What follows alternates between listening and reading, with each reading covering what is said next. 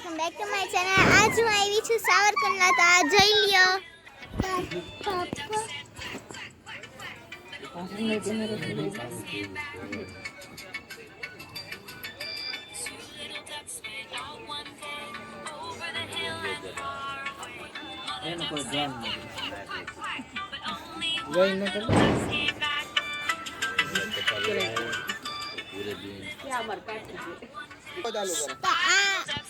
Stop કરીને આ છે મારો ભાઈ, જ્યારે હોય ત્યારે ફોન જ જોતો હોય।